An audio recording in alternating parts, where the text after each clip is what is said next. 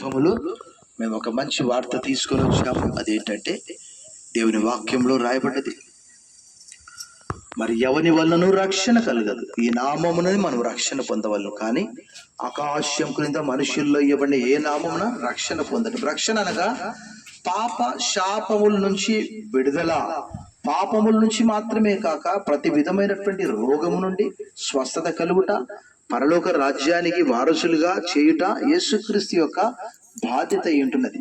దేవుని వాక్యంలో రాయబడ్డది, తన ప్రజలను వారి పాపముల నుండి ఆయనే రక్షించును కనుక ఆయనకు యేసు అని పేరు పెట్టుదురు. యేసు అంటే రక్షకుడు, క్రీస్తు అంటే అభిషిక్తుడు.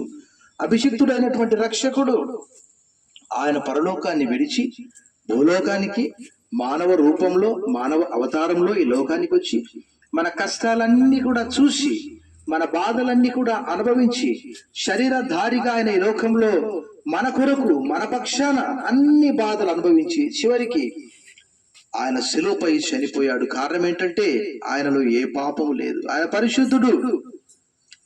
అలాంటి పరిశుద్ధుడు మన పక్షాన పాపిగా మారిపోయాడు. దేవుని వాక్యంలో పౌలు అంటున్నాడు, పాపమెరుగని ఆయనను మన కోసమైన పాపంగా చేశాడు. అయితే ఆయన మన పాపములన్నీ కూడా ఒక గొర్రె పిల్ల వలె దేవుని వాక్యంలో రాయబడి ఉన్నది. లోక పాపమును మోసుకొని పోవు దేవుని గొర్రె పిల్ల. మన పాపాలన్నీ కూడా ఆయన పైన మోపబడ్డాయి. ఎలా అంటే మన పక్షాన మానవునిగా ఆయన సిలువనెక్కాడు. ఇప్పుడు క్రీస్తు యేసునందున్న వారికి శిక్షా విధి లేదు.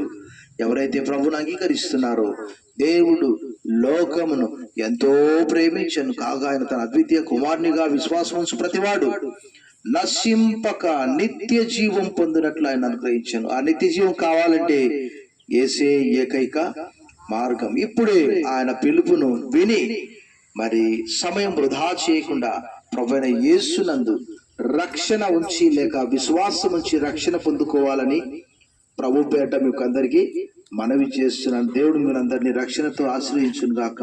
ఆమేన్.